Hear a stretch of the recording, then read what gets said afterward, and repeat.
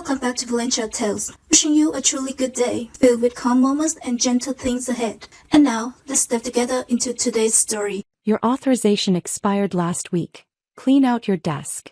The manager lied to get his friend hired. The next day, 2 military police officers entered the lobby. We are looking for the lead cryptographer, they demanded. The manager pointed to his friend.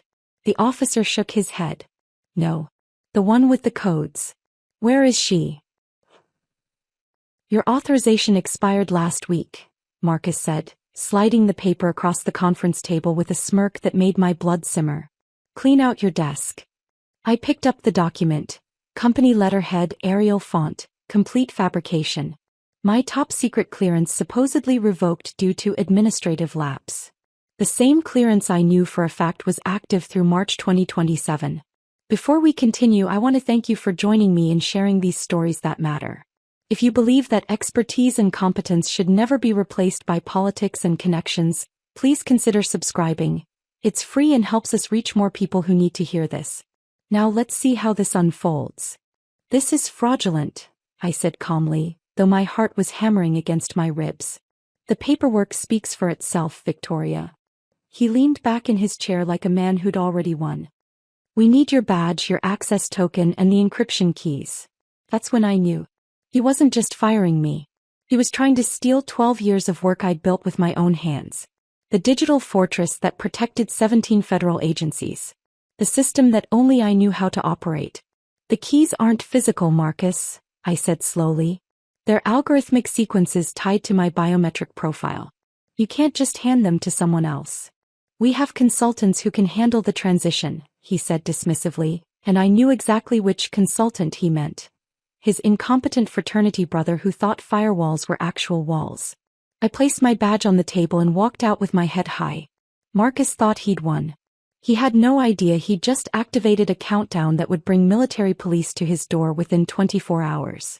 Let me tell you how a woman who builds unbreakable systems taught a middle manager what real power looks like. My name is Victoria Hayes, and this is the story of the fortress I built. And the price Marcus paid for trying to take it. 12 years. That's how long I'd spent building encryption systems in a windowless vault that most people didn't even know existed. The kind of place where you pass through 4 security checkpoints just to reach your desk. Retinal scans. Fingerprint verification. Badge authentication. By the time I sat down at my workstation each morning, I'd been verified by systems that could spot a fake credential from a satellite in orbit. I'm a cryptographer for a defense contractor whose name I'm legally forbidden from speaking outside of a SEF, Sensitive Compartmented Information Facility. That's government terminology for a fortress where classified secrets live. My job is to create the digital locks that keep those secrets from spilling onto the internet and causing international incidents. Satellite communications. Military networks. Intelligence databases. When they need to stay hidden, they go through encryption protocols I designed with my own hands. Most people don't understand what I actually do. When I tell them I work in encryption, they nod politely and assume I deal with passwords or email security. They don't realize I'm building invisible prisons made of mathematics, where one wrong calculation can mean the difference between national security and catastrophic failure. My father was a World War II codebreaker. One of those quiet men who never talked about his work but kept a leather notebook full of encrypted messages he'd solved using nothing but paper, pencil, and a mind that saw patterns in chaos. He taught me that codes aren't just about hiding information, they're about building systems that enforce their own rules without needing human intervention. When he died 6 years ago, I inherited that notebook. It sits on my desk now, a reminder that competence is built through discipline, not delegation. The morning Marcus fired me, I just finished the final authentication layer for Operation Nightfall, a communication grid connecting 17 federal agencies. It was the kind of system where one corrupted data packet, 1 microsecond of lag in the handshake protocol, could compromise the entire intelligence apparatus. My fingers had moved across the keyboard in patterns that would look random to anyone watching, but to me, it was composing a symphony where every mathematical note had to be perfect. The compile bar had filled green. Clean. Unhackable. Beautiful. I'd initiated my standard lockdown protocol. Biometric logout, token extraction, triple verification, physical disconnect. I never cut corners. Not once in 12 years. That kind of discipline is why I still had a job in an industry where one mistake can end careers. Or worse, end lives. That's when Marcus had appeared at my workstation, hovering like a vulture. Victoria, HR needs to see you. Conference Room B. Now. Conference Room B was a glass box designed for maximum humiliation. Everyone walking past could see inside, could witness your professional execution in real time. Patricia from HR was already waiting, her expression set in that weaponized politeness she used when delivering bad news. And then Marcus had delivered his fabricated termination, complete with his forged document and his smug demand for encryption keys he didn't even understand. But here's what Marcus didn't know about me. Here's what men like him never bothered to learn about the people they're replacing. I don't just build systems. I build systems that protect themselves. 3 years ago, I'd implemented a fail-safe protocol buried so deep in the architecture that even our IT department didn't know it existed. A dead man's switch designed to trigger if the primary cryptographer was ever removed without proper federal authorization. It was meant to prevent hostile takeovers, foreign espionage, corporate sabotage. The kind of scenario where someone might try to force me out and steal access to classified military infrastructure. The system was simple. If Victoria Hayes's biometric profile was deactivated without confirmation from the Defense Counterintelligence and Security Agency, the entire encryption grid would assume the facility had been breached. It would lock down every file, every database, every communication channel into an encrypted state that could only be reversed by the original architect. By me. Marcus had just fired me based on a forged federal document. He'd removed my access credentials without any legitimate authorization from the actual government agencies that monitored my clearance. And in doing so, he'd activated a countdown he didn't even know existed. Walking out of that building, I passed Tommy at the security desk. He was the elderly guard who'd been there longer than the building itself, a retired Marine who still carried himself with military precision. He looked at me with genuine sadness in his weathered eyes. "Take care of yourself, Victoria," he said softly. I paused at his desk, lowering my voice so only he could hear. "Watch the cameras closely over the next few days, Tommy. It's going to get interesting." His eyes widened slightly and I saw the flicker of understanding. Tommy was sharp. He knew something was coming. I carried my small cardboard box through the lobby, just a few personal items, a photo of my father, my coffee mug that said, "There are 10 types of people. Those who understand binary and those who don't," and my small succulent plant that had somehow survived 12 years under fluorescent lights. Patricia had tried to get me to sign a severance agreement with a non-disclosure clause that would have prevented me from reporting Marcus's fraudulent termination to federal authorities. I'd refused. Walked out without signing anything. Left them with nothing but their forged paperwork and their inflated sense of victory. Marcus stood in the glass conference room watching me leave, practically radiating smugness. He thought he'd just streamlined operations, cut costs, made bold leadership decisions that would impress corporate headquarters. He had no idea what he'd actually done. Because I wasn't going home to process my shock and anger. I wasn't going to cry into a glass of wine or update my resume or feel sorry for myself. I was going directly to an unmarked building in Laurel, Maryland. A government listening post that doesn't appear on any public maps. The kind of place where people with clearances like mine go when the chain of command has been compromised. I had evidence. Server logs showing Marcus's unauthorized access attempts. Communications between him and Jordan about acquiring the encryption infrastructure. And most damning of all, the forged federal document claiming my clearance had expired.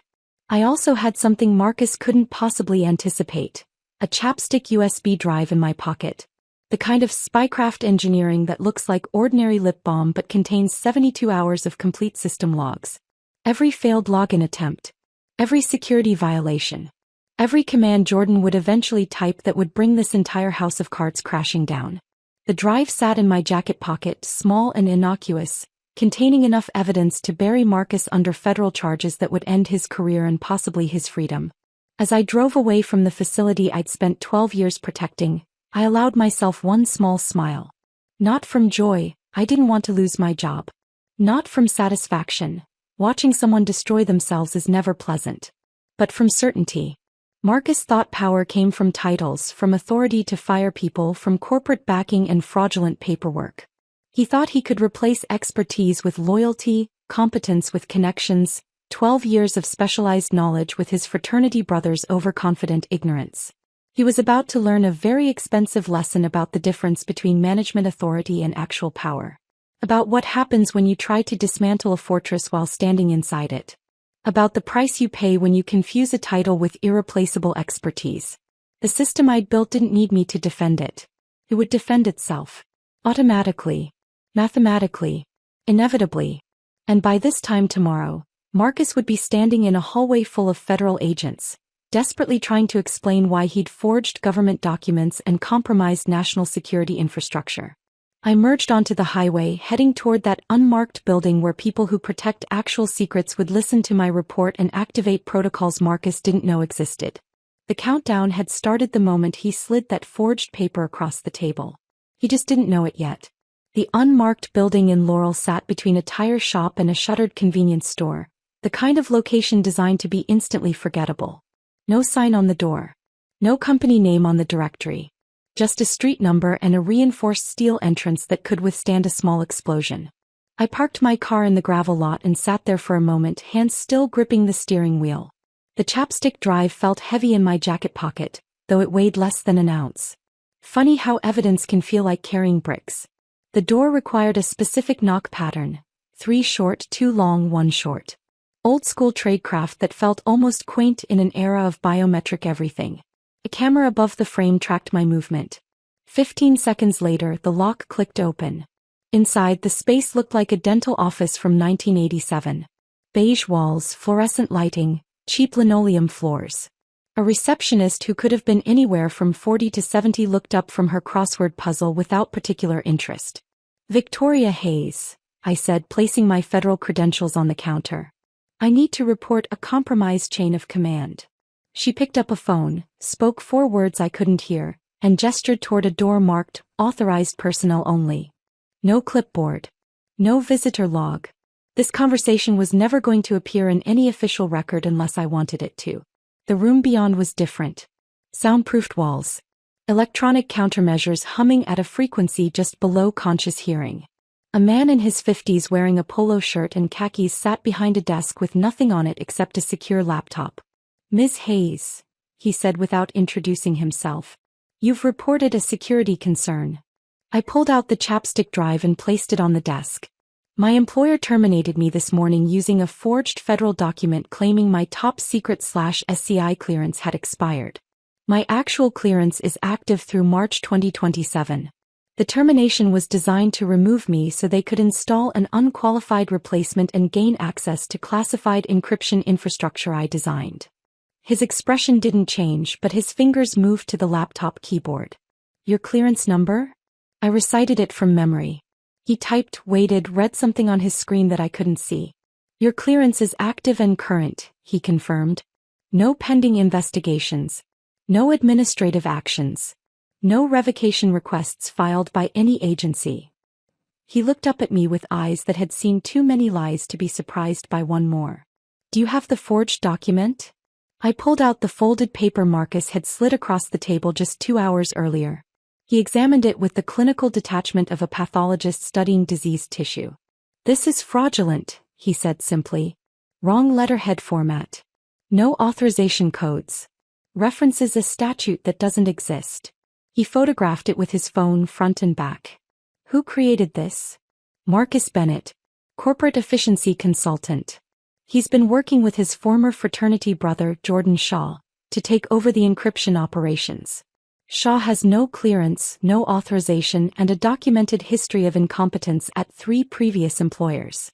The handler plugged my chapstick drive into an isolated terminal that wasn't connected to any network. He pulled up the server logs, his eyes scanning lines of code and access attempts with professional speed. "These timestamps show unauthorized access to your workstation," he said, more to himself than to me. "Multiple failed authentication attempts. System queries pulling personnel files and salary data." He scrolled further. "Here's communication traffic between Bennett and Shaw discussing infrastructure transition and key acquisition." He looked up. "They were planning to steal classified encryption protocols." "They still are," I said. "Shaw is being installed as Chief Encryption Officer this afternoon." Marcus thinks the transition will be seamless. It won't be. The handler's voice carried absolute certainty.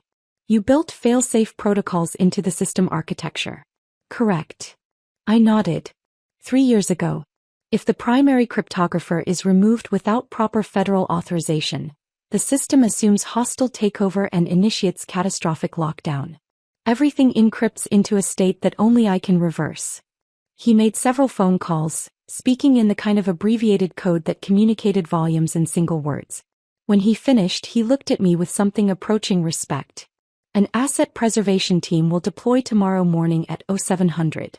We need you on standby for facility access and system restoration. He paused. Ms. Hayes, what you've reported constitutes federal fraud, falsification of government documents, and potential compromise of national security infrastructure. The individuals involved are looking at significant criminal liability. Good, I said and meant it. Maintain your normal routine. Don't contact the company. Don't attempt to access the system remotely. Let them make their mistakes. He handed back my chapstick drive. We'll handle this from here. I drove away from that forgettable building feeling something I hadn't felt in years. Not satisfaction. This wasn't personal. Not vindication. I didn't need validation from anyone. It was certainty. The mathematical certainty that comes from watching a flawed equation collapse under its own logic. By the time I got home, Marcus had already started his victory lap.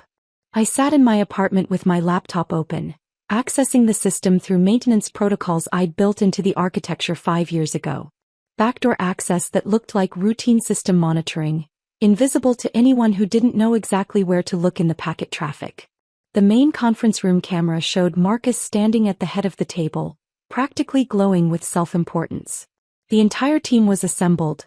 Engineers, analysts, IT staff, even people from accounting who had no reason to be there except Marcus wanted an audience. I want to introduce you to the future of our encryption division, Marcus announced, gesturing toward the door with the flourish of a game show host revealing a prize. Jordan Shaw walked in, and I had to suppress a laugh that would have sounded slightly unhinged in my empty apartment.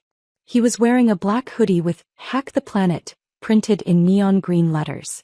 His laptop bag was covered in cryptocurrency stickers and cartoon characters I didn't recognize. He had the kind of carefully cultivated stubble that required more effort than just shaving properly. "Sup everyone," Jordan said, throwing up a peace sign that made several people visibly wince. Ready to crush some code and modernize this legacy infrastructure. Legacy infrastructure. He was calling 12 years of custom-built quantum-resistant encryption legacy infrastructure, like it was outdated software you could update with a download. Sarah, bless her, raised her hand immediately. Jordan, welcome. I have a question about Operation Nightfall. The authentication deadline is Friday, and Victoria was the only one with the key generation protocols. How are you planning to? Jordan waved dismissively, cutting her off. Yeah, legacy systems are always overcomplicated. Some previous admin probably just over-engineered everything. He grinned like he was sharing insider knowledge. Honestly, we probably just need to reset the admin password and flush the old checksums. Fresh start, you know? The room went silent.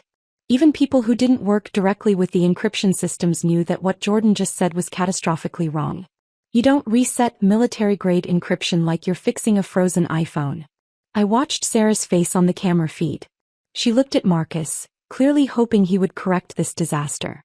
Marcus just smiled and nodded like Jordan had said something brilliant. Exactly, Marcus agreed. Fresh perspectives. That's what we need.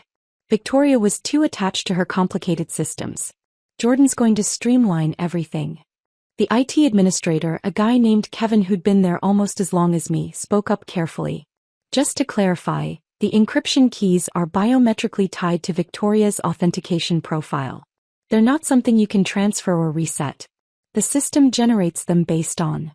We'll figure it out, Marcus interrupted, his smile tightening. That's why we brought in an expert. An expert who thought you could reset quantum encryption with a password change. Marcus checked his watch, still riding high on his power trip. All right, everyone back to work. Jordan, let's get you set up at your new workstation. And someone order champagne for 4:30. We're celebrating new beginnings. The meeting broke up, people filing out with expressions ranging from confused to horrified. Sarah lingered, clearly wanting to say something, but Marcus was already escorting Jordan down the hallway toward my old office. My office, where Jordan would sit in my chair, use my terminal, and attempt to operate systems he couldn't begin to comprehend. I switched camera views, watching them enter the server room. Jordan looked around like a tourist visiting a museum, completely disconnected from the reality that this wasn't just technology, it was the digital equivalent of a nuclear reactor. One wrong move and everything would melt down. "So this is Command Central," Jordan said, setting his laptop down on my desk. On my desk, where I'd spent 12 years building something that actually mattered. Marcus clapped him on the shoulder. "It's all yours now, buddy. Show them what fresh thinking can do." Jordan cracked his knuckles theatrically and logged into the terminal using administrative credentials that Marcus must have obtained through some combination of authority abuse and IT intimidation. I leaned back in my chair watching this unfold on my laptop screen. In a few hours, Jordan would start making changes. And when he did, the system I'd built would respond exactly as I'd designed it to. Not out of revenge. Not out of malice. Just mathematics. Just logic. Just the natural consequences of putting an incompetent operator at the controls of a machine that didn't tolerate incompetence. Marcus sent out a company-wide email at 3:47 p.m. Join us in celebrating operational excellence and bold leadership decisions. Conference room at 4:30. Refreshments provided. Bold leadership decisions. That's what he was calling fraud and gross negligence now. I closed my laptop and made myself dinner. Pasta with olive oil and garlic. Simple. Efficient. Perfect. By the time I finished eating, Jordan would be sitting at my terminal making his first catastrophic mistake. And Marcus would still have no idea that the countdown had already started. I finished my pasta and rinsed the plate, moving through the motions of normalcy while my laptop sat open on the kitchen counter. Camera feeds showing Jordan settling into my chair like a conquering hero claiming new territory. He propped his feet up on the console, shoes still on, crossing them at the ankles like he was watching television in his living room. Then he pulled out a family-sized bag of Cheetos and started eating while staring at the screens that controlled encryption for 17 federal agencies. Orange dust. On my keyboard. On my desk. On equipment that cost more than his car. I poured myself a glass of water and leaned against the counter, watching this disaster unfold in real time. Jordan opened a terminal window and started typing. I recognized immediately what he was trying to do. He was attempting to pull code from GitHub, public internet repositories, into a closed SCIF environment that was isolated from external networks by design. The firewall rejected his request instantly. Error message. External connection blocked. Security protocol violation. He frowned, tried again with slightly different syntax. Same result. Stupid firewall, I heard him mutter through the audio feed. Kevin, the IT administrator, walked by and glanced at Jordan's screen. His face went pale. "Jordan, you can't access external repositories from inside the SCIF. It's a closed network. That's the whole point of—" "I know what I'm doing," Jordan interrupted without looking up. "I just need to disable some of these legacy security restrictions." Legacy security restrictions. He meant the protocols that prevented foreign intelligence agencies from injecting malicious code into classified military systems. Kevin opened his mouth, clearly wanting to explain why that was catastrophically wrong, but Marcus appeared in the doorway with coffee and that insufferable smile. "Everything going well?" Marcus asked. "Yeah, just familiarizing myself with the infrastructure," Jordan said, wiping orange Cheeto dust on his jeans. "Definitely some over-engineered complexity here, but nothing I can't streamline." Marcus beamed like a proud parent. Kevin quietly left the room. Sarah appeared a few minutes later, carrying a tablet with notes. She had that careful expression people develop when they need to deliver bad news to someone who doesn't want to hear it. "Jordan, I have some questions about the Operation Nightfall authentication sequence," she said, her voice professionally neutral. "The handshake protocol requires biometric verification from the primary cryptographer every 6 hours, and the next cycle is in," she checked her watch, 43 minutes. "How are you planning to handle that without Victoria's credentials?" Jordan leaned back in my chair, lacing his fingers behind his head. "Sarah, right? Here's the thing about legacy systems.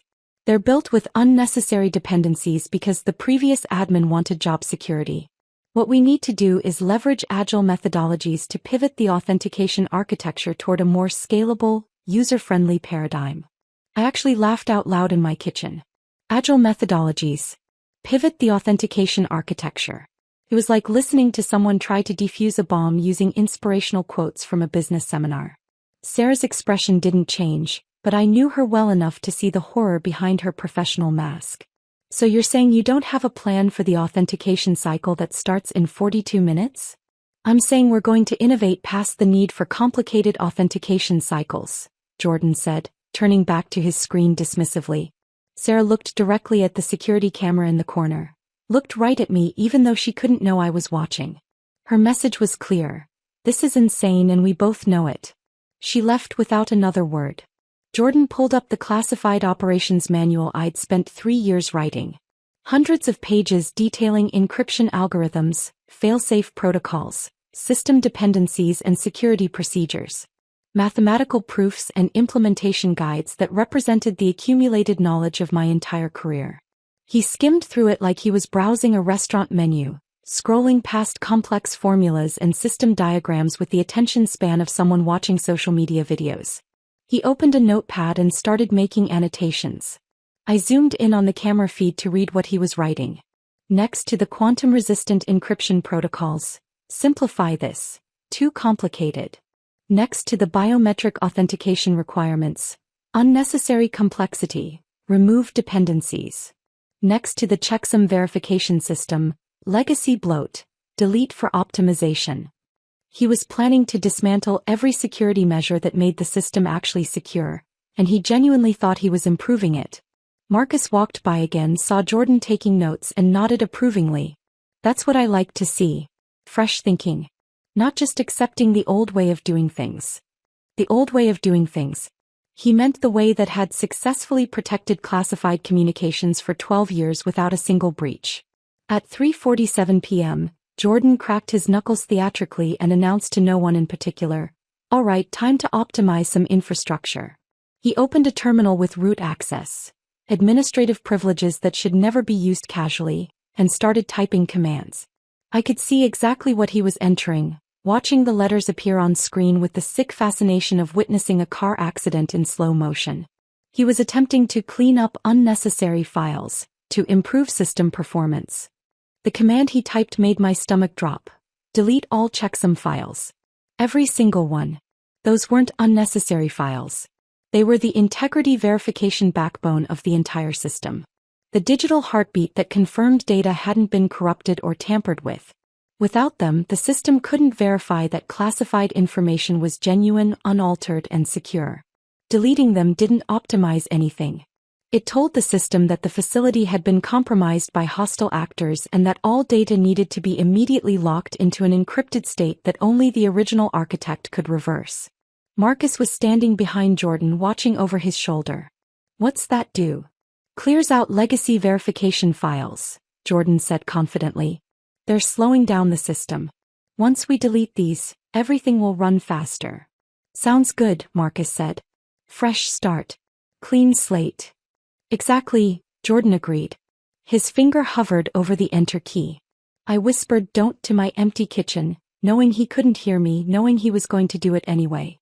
He pressed enter. For 5 seconds nothing visible happened. The command processed silently in the background. Jordan smiled, satisfied with his optimization. Marcus patted him on the shoulder and walked away to check on the party preparations. Jordan had no idea that a 64-byte data packet had just been transmitted through an encrypted military channel, bypassing the company's internet infrastructure entirely, racing toward Fort Meade at the speed of light. My phone buzzed at exactly 3:18 p.m. The notification looked like a weather alert. "Severe storm warning for your area." I opened the encrypted app. A secure chat window appeared with designation codes instead of names. Handler 6. Vault compromise detected. Node Atlas 7 shows integrity failure. Did you authorize checksum deletion? My fingers moved across the phone keyboard. Architect 1. Negative. Terminated 0800 hours this morning. Current operators are unauthorized. Termination based on fraudulent documentation. Handler 6. Federal records show you as active primary cryptographer. No termination filed with DCSA. Stand by. I watched Jordan on my laptop screen, still smiling, still completely unaware that he'd just triggered a national security emergency. Handler 6. Asset Preservation Team deploying. ETA 0700 tomorrow.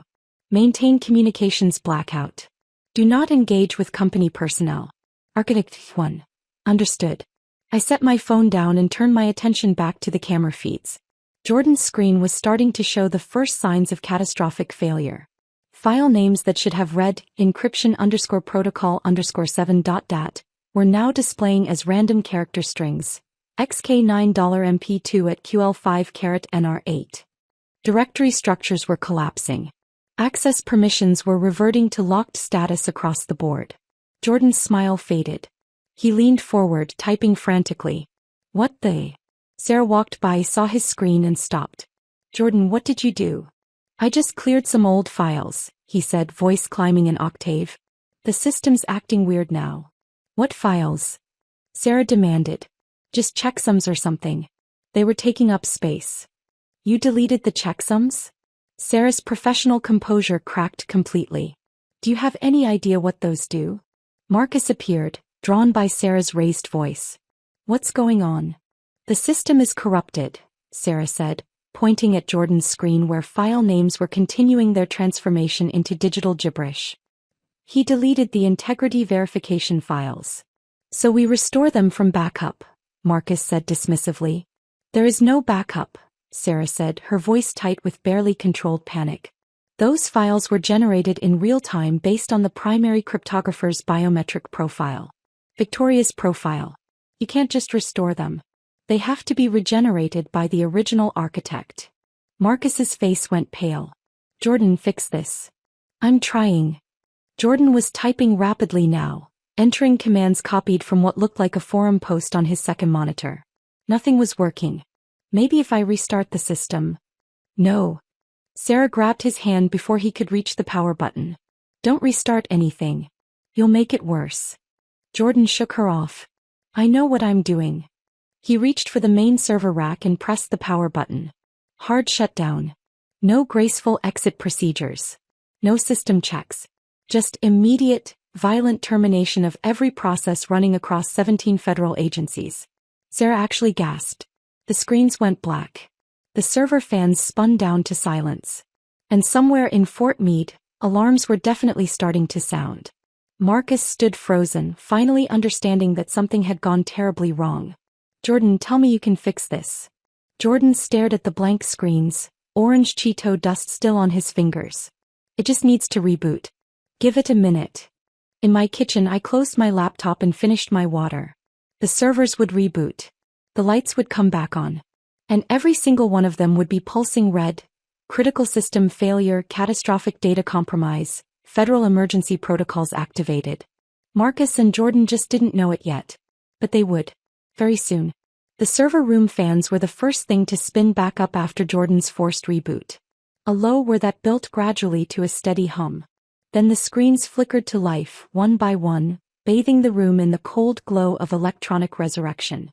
Marcus and Jordan both leaned forward, waiting for the familiar green status lights that would signal everything was fine, that Jordan's optimization had worked exactly as planned. The lights came on. Every single one of them was red. Not amber. Not yellow. Not the cautionary orange that meant warning, check this. Pure pulsing red. The color of critical system failure. The color of catastrophic compromise. The color that meant 17 federal agencies had just lost secure communications and someone was going to prison for it. That's not normal, right? Jordan's voice had lost all its confident swagger. He sounded like a kid who'd just broken something expensive and irreplaceable. Marcus stared at the screens, his face illuminated by the angry crimson pulse. Fix it. I'm trying. Jordan's fingers flew across the keyboard, typing commands with increasing desperation. Each one returned the same response in cold, unforgiving text. Authentication failed, architect access required. He tried again. Same message. Same message. Sarah had left an hour ago, walking out without a word after Jordan refused to listen to her warnings. Most of the office had emptied by 5 p.m., people grabbing their belongings and fleeing like passengers abandoning a sinking ship. Only Marcus and Jordan remained, along with Kevin, the IT administrator who stood in the doorway looking like a man watching a natural disaster unfold. "Kevin," Marcus barked, desperation creeping into his voice. "Get in here. We need your expertise." Kevin walked slowly into the server room, his eyes scanning the screens with the clinical detachment of a doctor examining a terminal patient. He read the error messages, checked the system logs, and examined the pulsing countdown timer that had appeared in the corner of every monitor. "What's that clock?" Marcus demanded, pointing at the numbers ticking downward. "What does that mean?" Kevin's voice was quiet, resigned. "That's the fail deadly protocol. These systems are designed to assume the worst if they can't verify legitimate access. If authentication isn't restored within 12 hours, they automatically purge all data to prevent enemy capture." The color drained from Marcus's face. "Enemy capture? This is Maryland, not a war zone." "The system doesn't know that," Kevin interrupted.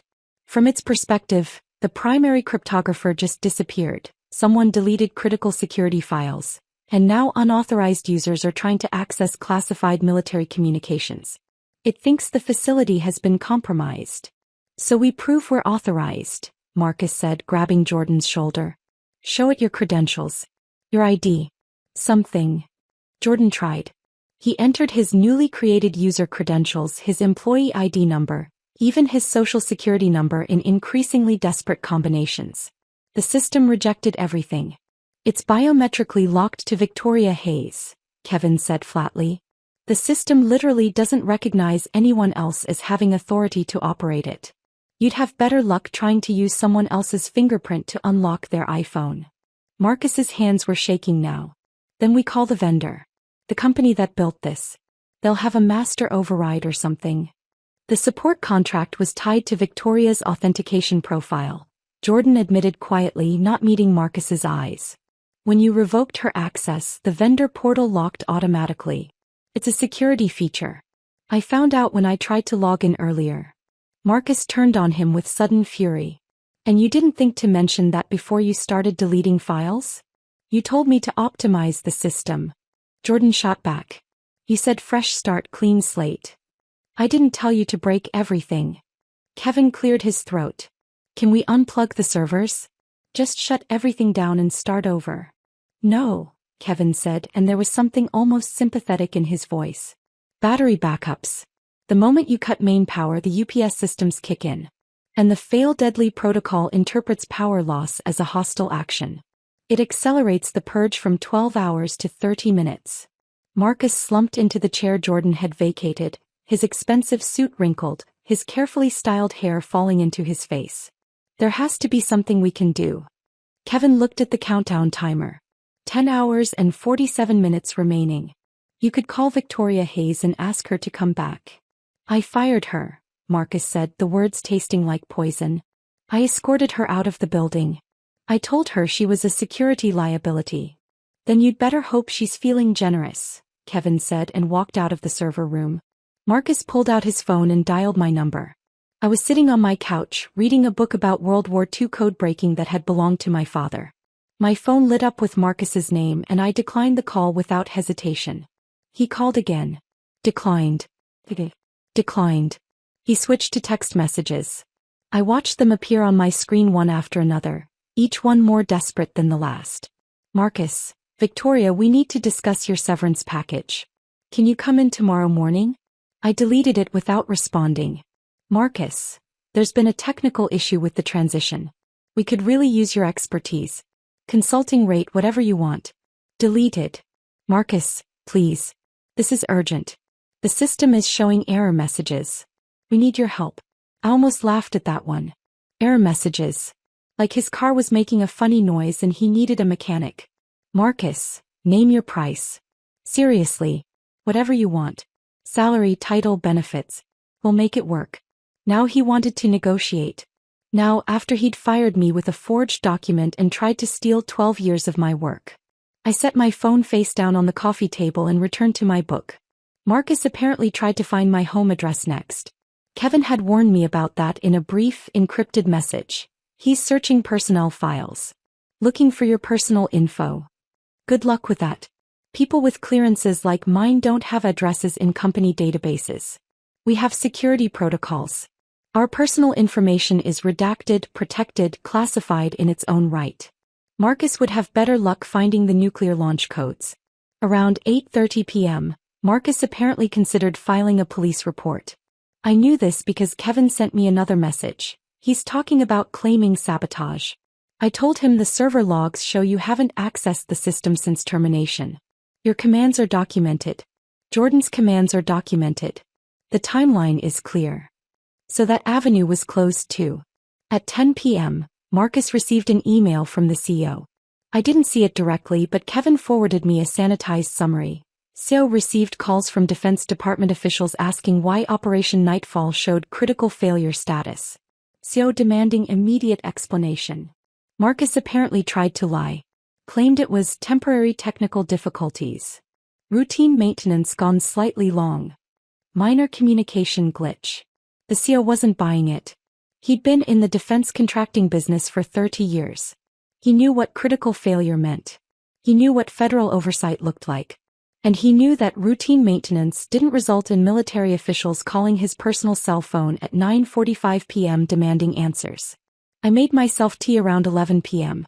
Chamomile with honey. I sat by my window looking out at the city lights and thought about my father. He told me once that good systems don't need human enforcement. They enforce themselves. Build the rules correctly, build them strong, and they'll stand up to any test. He'd proven that during the war, creating codes that held up under pressure even when the people using them made mistakes. I built my system the same way. Not out of paranoia. Not out of revenge fantasy. Just out of professional competence. The understanding that sometimes the person who built something needs protection from the people who want to take it. Around midnight, my phone buzzed with an encrypted message. Handler 6. Asset team deploying 0700 hours. Request you be available for facility access and system restoration. Bring authentication credentials. Architect 1. Confirmed. Will be ready. Handler 6. Subjects at facility have made multiple unauthorized access attempts. Purge protocol still active. Timeline. Architect 1. Current countdown shows approximately 6 hours remaining when team arrives. Sufficient time for proper restoration. Handler 6. Acknowledged. Get some rest. Tomorrow will be long. I set my alarm for 5:30 a.m., brushed my teeth and climbed into bed. I slept deeply, dreamlessly, peacefully. Somewhere across town, Marcus was spending his last night as a free man on a conference room couch, checking the countdown timer every hour, watching his career and freedom evaporate with each passing minute. Jordan had apparently gone home around 3 a.m., his Uber receipt later becoming part of the evidence file.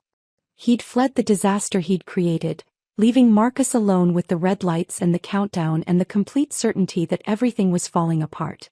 At 6 a.m. Marcus tried calling me one final time. I was in the shower getting ready for the day. I heard my phone ring from the bathroom counter, saw his name on the screen through the glass door and let it go to voicemail. He didn't leave a message. By 6:30 a.m. I was dressed in my navy blazer, my credentials in my bag, my chapstick drive in my pocket.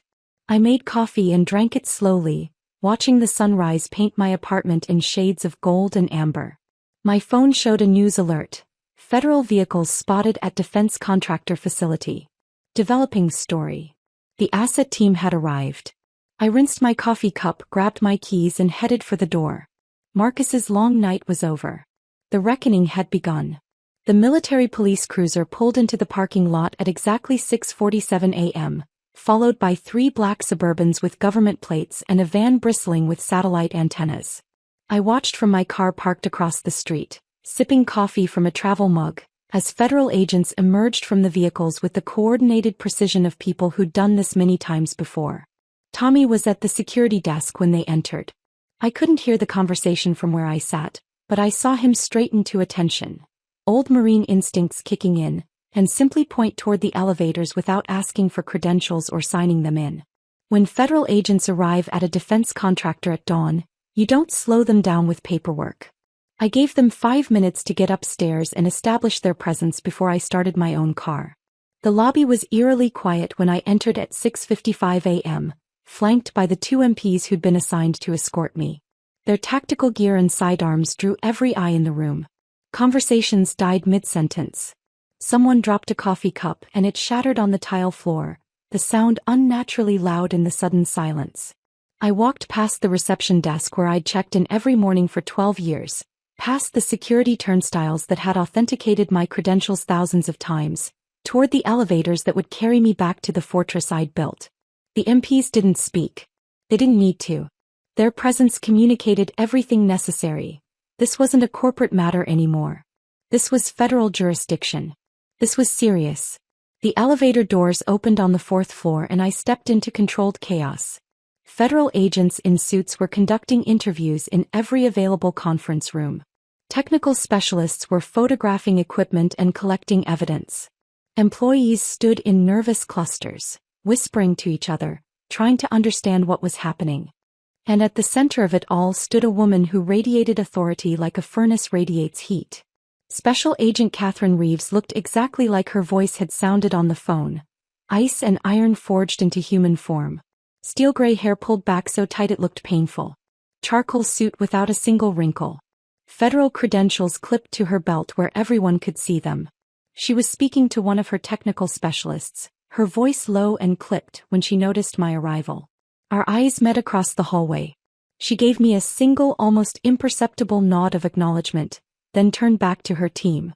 "We are looking for the lead cryptographer," Agent Reeves announced, her voice cutting through the murmur of anxious conversation like a blade through silk. "Who is the current authorized operator of the classified encryption systems?" Marcus emerged from the server room, looking like he'd aged a decade overnight. His suit was wrinkled beyond salvation. His expensive tie hung loose around his neck. His carefully styled hair stuck out at odd angles. His eyes were bloodshot and wild. He pointed at Jordan with a trembling hand. "That's him. Our chief encryption officer." Agent Reeves turned to look at Jordan, who'd apparently been summoned back to the office and was standing near the server room door in yesterday's clothes. Cheeto dust still visible on his hoodie, laptop bag covered in cryptocurrency stickers clutched protectively against his chest. She looked at him for a long, silent moment. Then she glanced at one of her technical specialists, a man with Marine Corps bearing who'd been examining the server room. He shook his head with an expression of barely concealed disgust. Agent Reeves turned back to Marcus, and the temperature in the hallway seemed to drop 10 degrees. "No," she said quietly. "The one with the codes. The one whose biometric profile is embedded in the system architecture. The one who built this infrastructure. Where is she?" The question hung in the air like an accusation. Marcus's mouth opened and closed without producing sound. He looked like a fish drowning in air. Jordan found his voice first, stammering desperately. I was told I'd be taking over the encryption systems. Marcus said it was just a transition." Agent Reeves raised one hand and Jordan stopped talking immediately. She didn't raise her voice. He didn't need to. The gesture carried absolute authority. Federal records show Victoria Hayes as the registered primary architect and sole authorized cryptographer for Operation Nightfall and 7 other classified communication systems, Agent Reeves said, her voice clinical and precise. Her clearance is active through March 2027. She was never removed from federal authorization. Her biometric profile remains the only verified authentication for system access. Marcus finally found words. "We received notification that her clearance expired. We have documentation." "Show me," Agent Reeves demanded. Marcus fumbled in his jacket pocket and produced a crumpled copy of the termination letter he'd given me yesterday. Agent Reeves took it, examining both sides with the careful attention of someone trained to spot forgeries. "This document is fraudulent," she said flatly. "It cites non-existent federal statutes. The format doesn't match Defense Security Service standards. There are no authorization codes, no official seals, no case numbers. It was never filed with any federal agency." She looked up at Marcus with an expression of cold disappointment. "Who created this document?" Marcus's face went from pale to gray. It was provided by corporate. No, wait, I might have." "You forged a federal security clearance revocation," Agent Reeves stated. "It wasn't a question. I was trying to cut costs," Marcus said, his voice cracking. The company needed to streamline operations. He was expensive. Jordan said he could do the work for half the salary. And how is that working out? Agent Reeves asked, gesturing toward the server room where red lights still pulsed their warning of catastrophic failure. Marcus had no answer. That's when I stepped forward, the MPs moving with me like shadows. The hallway went silent again. Employees who'd avoided eye contact with me yesterday when I'd been escorted out in humiliation now stared openly. Some looked relieved. Others looked ashamed. Sarah had tears in her eyes. I walked directly to Agent Reeves, ignoring Marcus completely, pretending he didn't exist. I presented my federal credentials, the real ones, issued by the Defense Counterintelligence and Security Agency with proper seals and codes and authority. Agent Reeves, I'm Victoria Hayes. Lead cryptographer, clearance level TS/SEI, authorization number Victor Hotel 7773 Tango. She examined my credentials with professional thoroughness, comparing them to something on her tablet, then nodded with satisfaction. Ms. Hayes, we need you to restore the system immediately. He checked her watch. We have 38 minutes before the lockdown becomes permanent and 17 federal agencies lose all secure communications capability. I let the moment stretch. Let everyone in that hallway understand exactly what was happening. Let them see who actually had power here and who'd just been pretending. I would love to help Agent Reeves, I said calmly. But according to the paperwork Mr. Marcus provided yesterday, my authorization expired last week. I'm not qualified to access classified systems. Agent Reeves's expression didn't change, but something flickered in her eyes. She understood exactly what I was doing. Ms. Hayes, she said, her voice carefully controlled, this isn't the time for games. It's not a game, Agent, I replied, pulling out my own copy of the forged termination letter. It's protocol. Mr. Marcus has official company documentation stating I'm not authorized to access these systems. I'm simply following his directive to the letter. To violate his order would be insubordination, possibly even a security breach on my part. I handed her the document. She glanced at it, then back at me, and I saw the faintest hint of approval in her expression. He understood. The trap was perfect. Marcus had used fake federal authority to fire me. Now I was using his own lie to refuse to help, forcing him to either admit the document was fraudulent or watch 17 federal agencies go dark. Either way, he was finished. Agent Reeves turned to Marcus, her voice dropping to a dangerous quiet that was somehow more intimidating than shouting. Mr. Marcus, did you forge a federal security clearance revocation? It was just, we were trying to, Marcus stammered, his carefully constructed corporate confidence crumbling completely. Title 18 Section 1001 of the United States Code. Agent Reeves interrupted. Making false statements to federal agencies.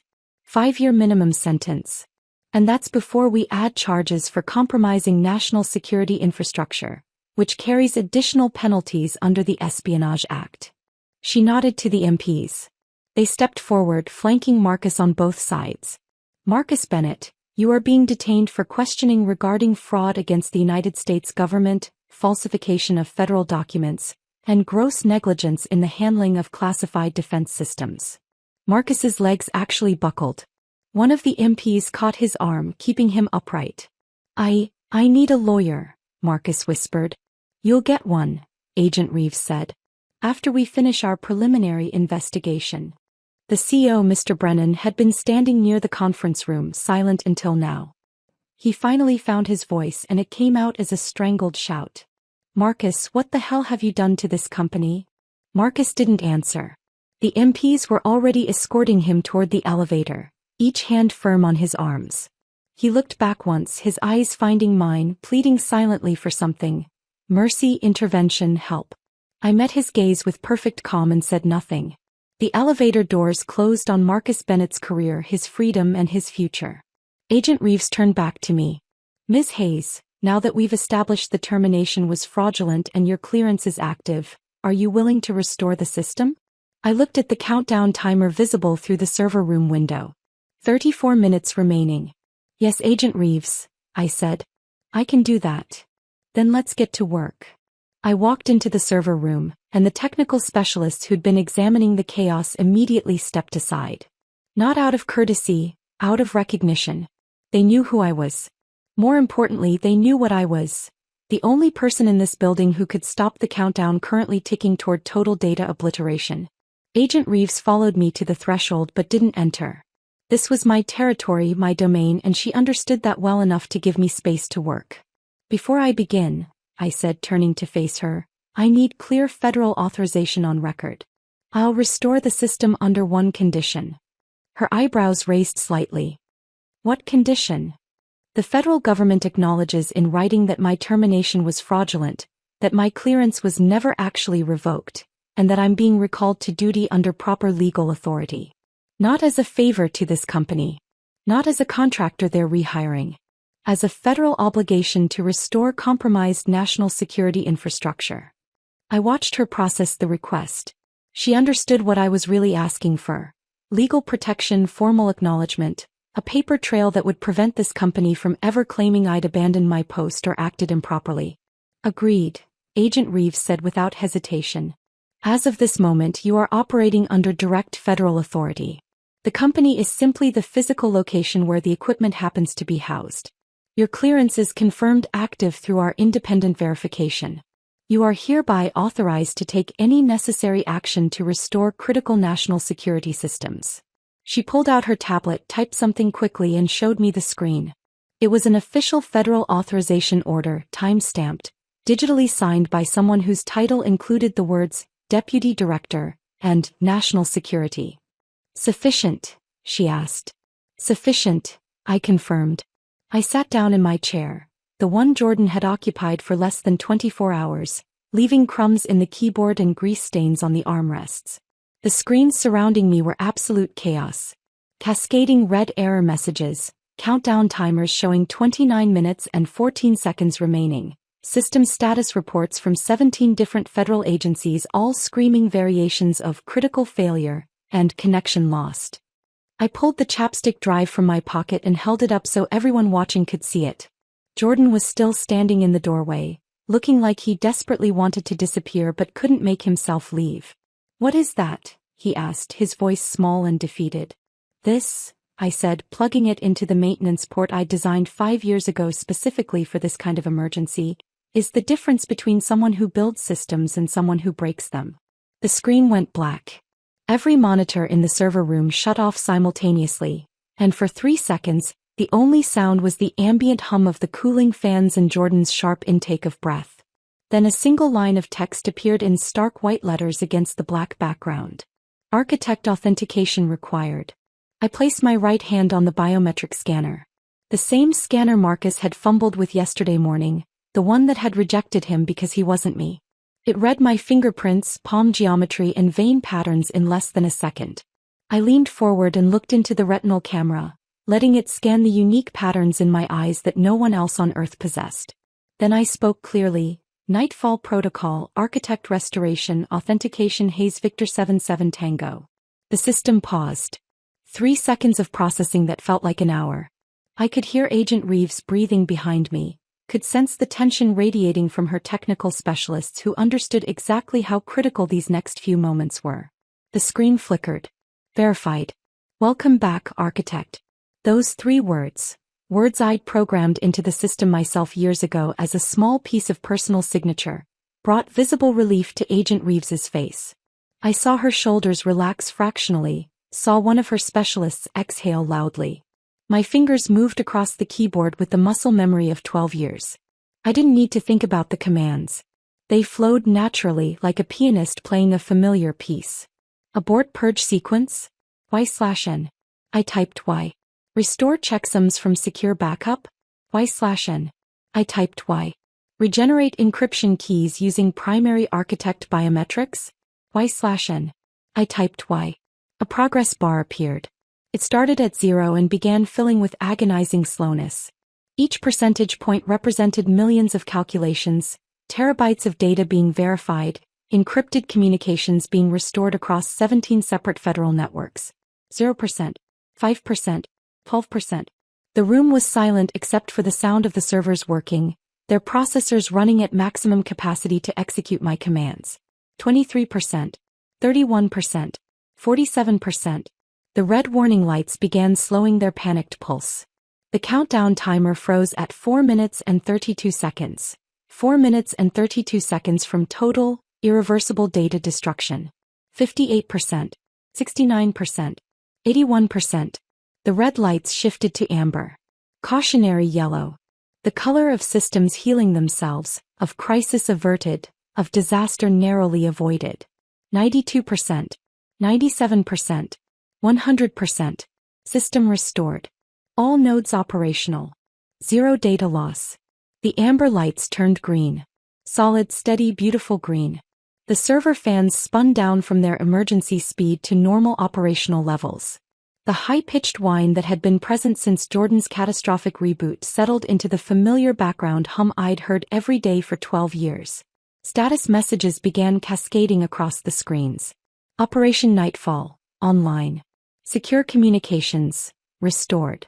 Encryption integrity, 100%. All federal agencies, connected. I pulled the chapstick drive from the maintenance port, slipped it back into my pocket and stood up. It's fixed, I announced to the room. All 17 agencies are back online. Full encryption integrity. Zero data corruption. Zero information lost. Agent Reeves stepped into the server room, her technical specialists following. They examined the screens, verified the status reports, ran their own diagnostic checks. One of them, a woman with Marine Corps bearing and multiple security badges clipped to her belt, looked at me with something approaching awe. Ms. Hayes, she said quietly, we've been trying to develop fail-safe protocols like this for 3 years. Our best teams couldn't create anything this sophisticated. It took me 5 years to build it properly, I said. And another 3 to test every edge case. Systems like this don't happen quickly. Agent Reeves was reading something on her tablet, comparing it to the data flowing across the screens. When she looked up at me, her stern expression had softened into something that might have been respect. Ms. Hayes, what you just accomplished in 8 minutes would have taken our emergency response team at least 6 hours, and we probably would have lost 20 to 30% of the archived data. She paused. Your architecture is exceptional. Thank you, I said simply. She set her tablet down on the console. The Department of Defense would like to extend an offer of direct federal employment. Grade GS-14 starting position, with immediate elevation to GS-15 after your first performance review. No contractors.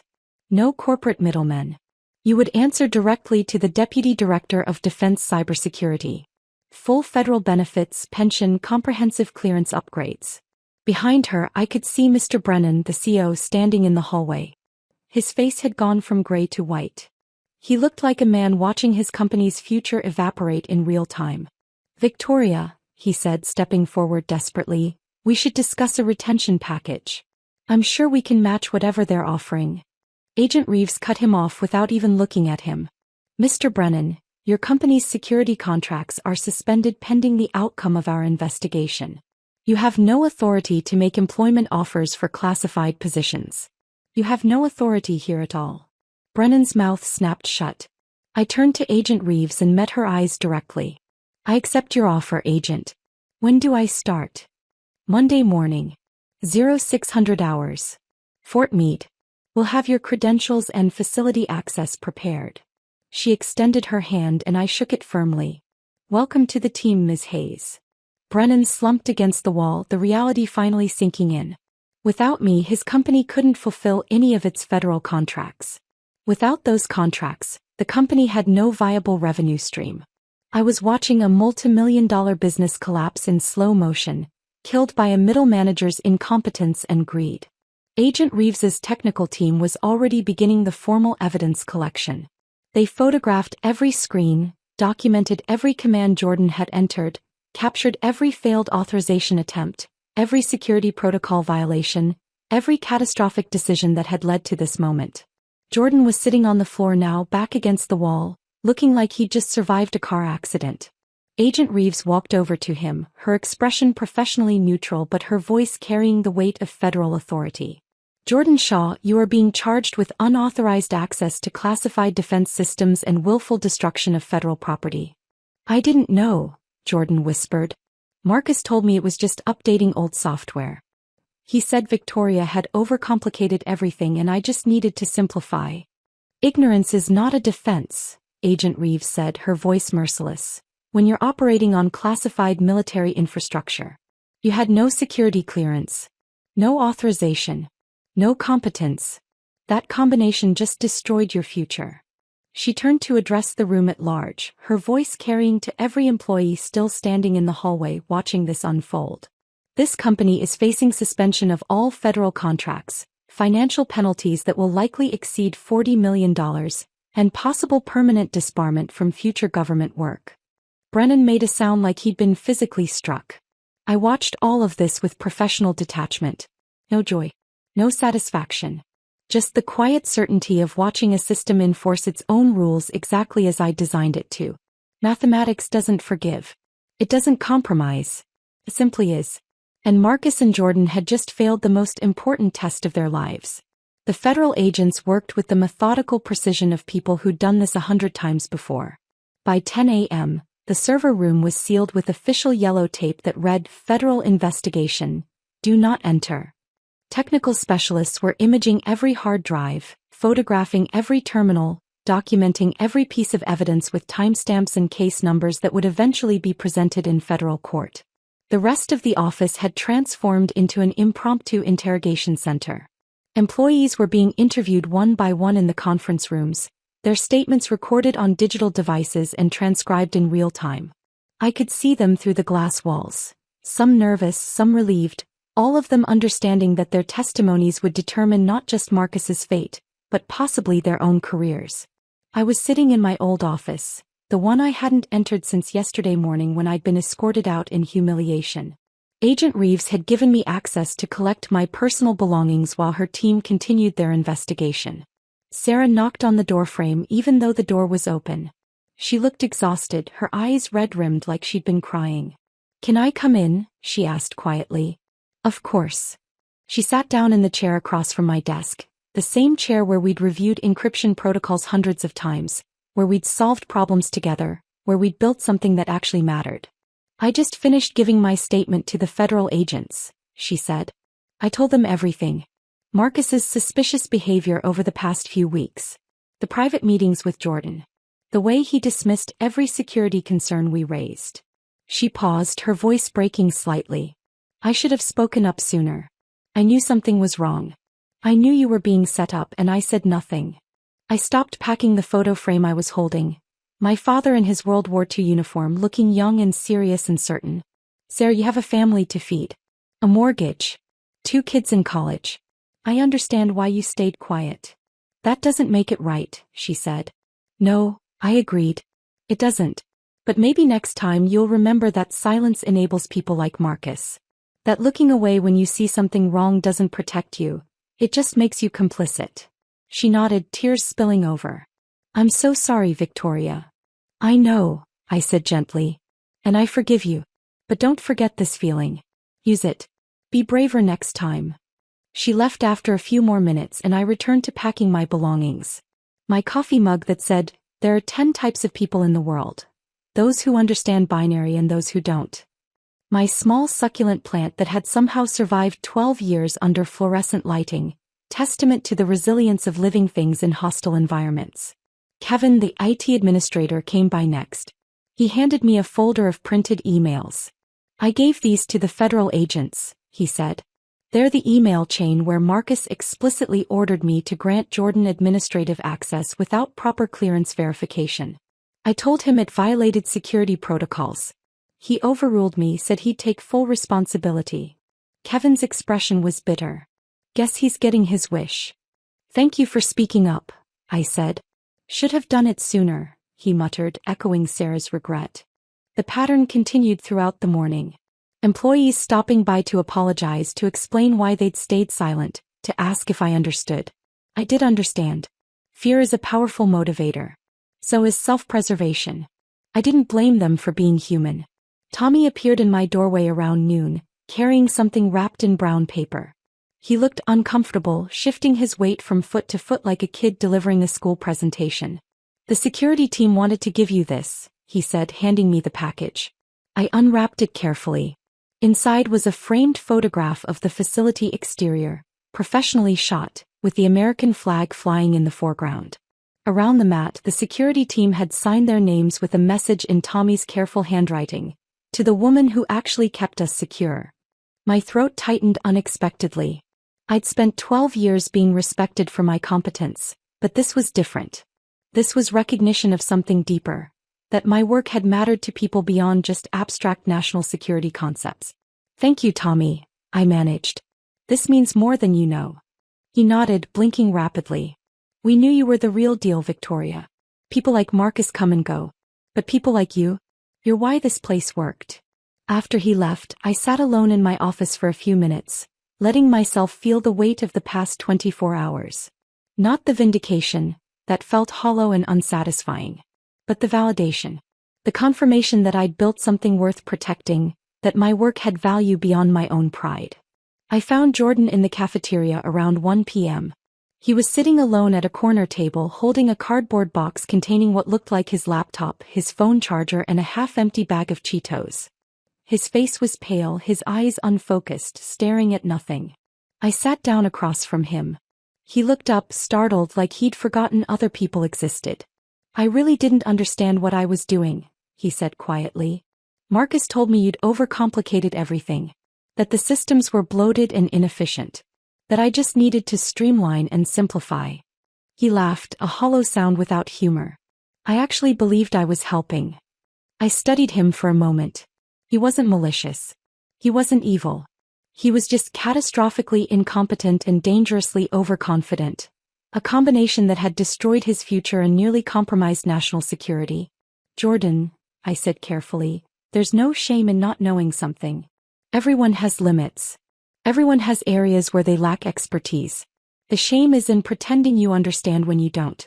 The shame is in faking competence when lives depend on your expertise. I just wanted to impress Marcus, he whispered. I wanted to prove I could do important work. Then you should have gotten the clearances. Taken the training. Spent years learning the systems before you touched them. I stood up. You can't shortcut expertise, Jordan. There's no app for competence. There's no tutorial that replaces experience. He nodded without looking up, and I left him there with his box of belongings and his shattered confidence. By late afternoon, news was spreading beyond the facility. The company's stock price had dropped 40% in 6 hours. Major clients were calling emergency meetings. The board of directors was in crisis mode, discussing everything from damage control to bankruptcy proceedings.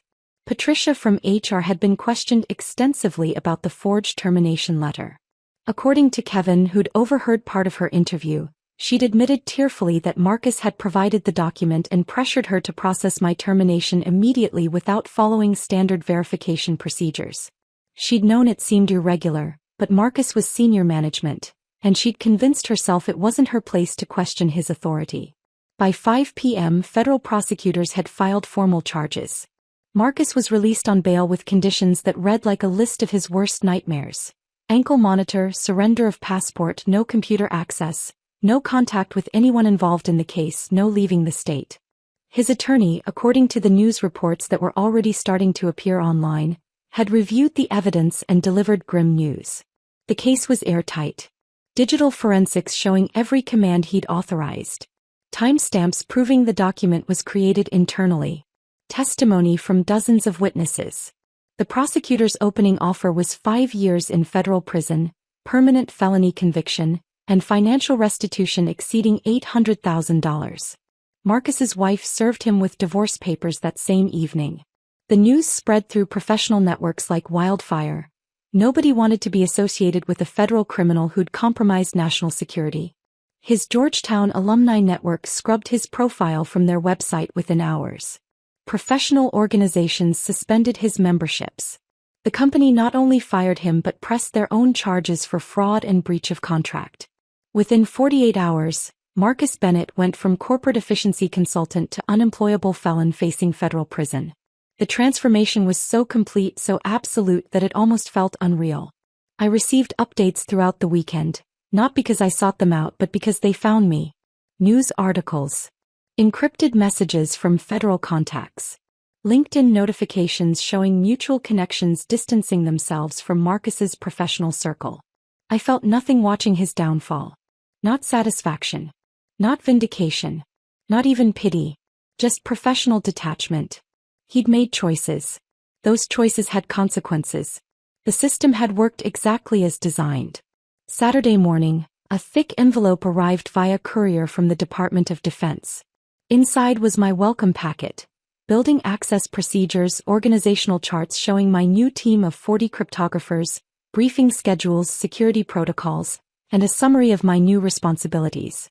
I spent the weekend reading, preparing, organizing my life around this new reality. Sunday evening, as the sun was setting, I drove to Arlington National Cemetery. My father's grave was in Section 60, near other veterans of his generation. I placed fresh flowers on the headstone, simple white roses, his favorite. "I got promoted, Dad," I said quietly to the marble stone etched with his name and service dates. Turns out building something that actually matters is the best revenge.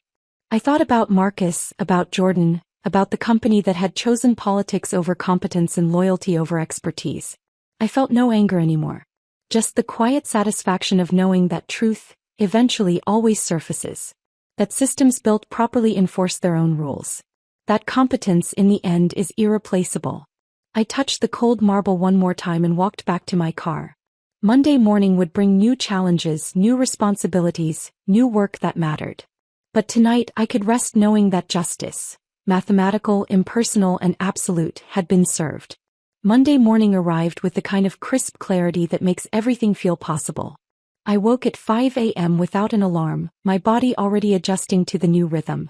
By 5:30 I was dressed in professional attire that felt different from what I'd worn at the contractor. Less corporate performance, more federal purpose. By 5:45 I was pulling into the parking lot at Fort Meade. The facility was massive in a way that made my old workplace look like a suburban dentist's office. Multiple buildings sprawled across secured acres, surrounded by fencing that didn't just keep people out. It made a statement about what happened to people who tried. Guard towers. Patrol vehicles. Security protocols layered so thick you could feel them before you saw them. I approached the first checkpoint and presented my new credentials.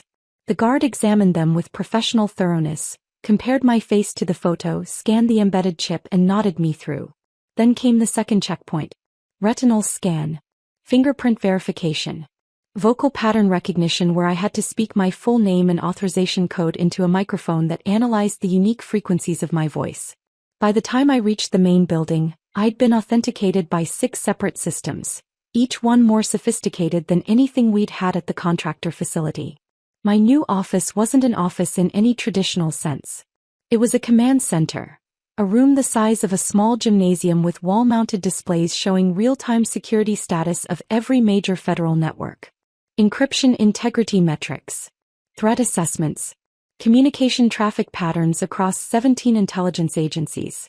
The kind of information that would make foreign governments kill for a single screenshot. My team was already assembled when I arrived at 5:57 a.m. 40 cryptographers, most of them younger than me but clearly selected for competence rather than connections. They stood when I entered, not out of corporate hierarchy but out of genuine respect for expertise. I walked to the front of the room and set my bag down on the console. "I'm Victoria Hayes," I said simply. "I don't care about politics, seniority, or ego. I care about one thing: building systems that don't break when they're tested. If you're here for titles and promotions, you're in the wrong room. If you're here to protect infrastructure that keeps people alive, we're going to work well together." The response was immediate. Nods of understanding. A few smiles. These were my people.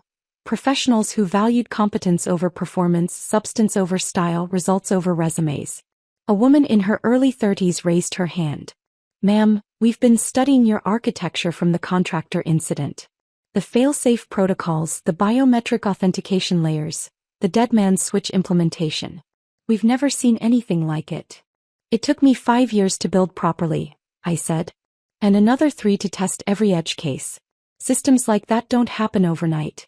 They require patience, discipline, and acceptance that perfection is iterative, not instantaneous." Agent Reeves appeared in the doorway at 6:15, carrying coffee and looking far more relaxed than she had during the crisis. She waited until I'd finished my initial briefing before approaching. "Welcome officially, Ms. Hayes," she said, extending her hand. "How's the team?" "Competent," I said. "That's all I need." She smiled slightly. I thought you'd want to know. Marcus Bennett took a plea deal this morning. 4 years in federal prison, permanent ban from government contracting, $850,000 in restitution. Jordan Shaw got 18 months and 5 years supervised probation. I absorbed the information without visible reaction. Thank you for letting me know. The company is finished, Reeves added. They'll announce bankruptcy proceedings by end of week.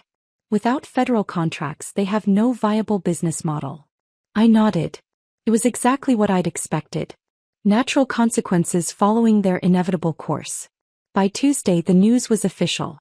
The company that had fired me 3 days earlier was filing for Chapter 11 bankruptcy protection. The CEO resigned effective immediately. The board voted to liquidate assets and settle debts. Employees received termination notices with minimal severance packages. 2 weeks for most, nothing for the executives who'd enabled Marcus's schemes. Sarah called me that evening. Victoria, I just got laid off. They're shutting down the entire operation. I'm sorry, Sarah, I said and meant it. I was wondering. She hesitated.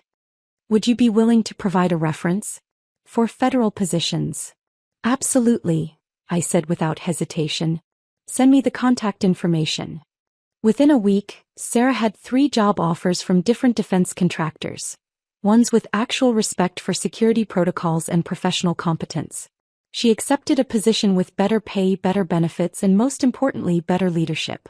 The office building where I'd spent 12 years went up for sale in March. The server room I'd built was dismantled by federal technicians who documented every component for evidence preservation and future analysis. Equipment was auctioned. Furniture was liquidated.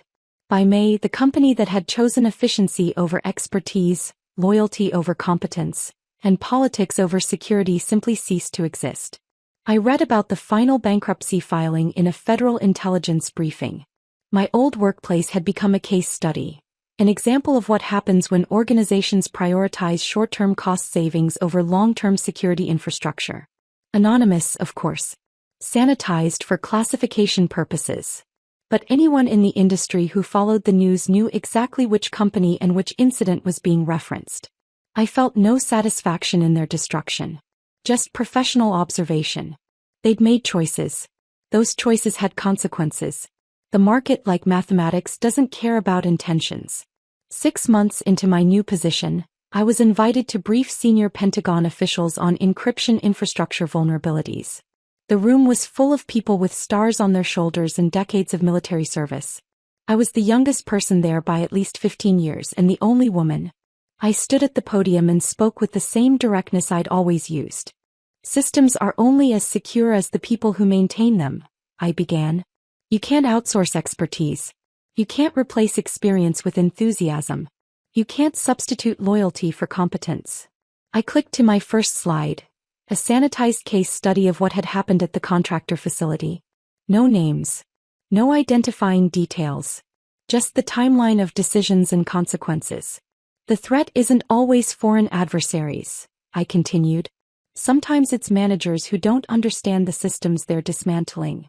Sometimes it's hiring friends instead of experts. Sometimes it's choosing optics over operations. I walked them through the cascading failures.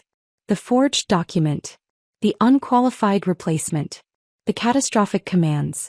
The near total loss of secure communications across 17 agencies. We need to build systems that enforce their own security, I concluded. Systems that automatically reject incompetence regardless of authorization level. Systems where expertise is non-negotiable and competence cannot be faked. The room was silent when I finished. Then a 2-star general in the front row started clapping, and the rest of the room joined him. My recommendations were adopted as formal policy within 3 months. All critical infrastructure positions now required verification of actual expertise, not just credentials. Biometric authentication tied to proven competence. Automatic alerts when primary architects were removed without proper federal authorization. Victoria Hayes's architecture became the template for next-generation security systems across all 17 agencies. My father's code-breaking legacy continued through my work, protecting a nation that would never know my name but depended entirely on my expertise. 1 year and 2 days after Marcus had fired me, I received a LinkedIn message notification on my phone. The sender's name made me pause. Marcus Bennett. I opened it out of curiosity. The message was long, rambling, full of apologies and excuses and explanations. He wrote that he'd never understood what I actually did. That his actions were driven by ego and misplaced ambition. That he saw now how wrong he'd been. He asked if there was anything I could do to help with his legal situation, maybe provide testimony about his character, maybe explain to the prosecutors that he hadn't meant to cause harm. I read it once. Then I deleted it without responding. There was nothing to say. Marcus still didn't understand. Power isn't something you can beg for, manipulate, or steal. It's something you build through years of expertise, competence, and irreplaceable value.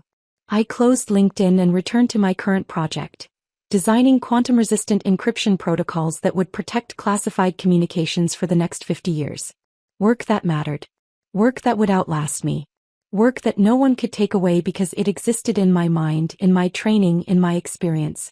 I thought about the military police who'd arrived looking for the one with the codes.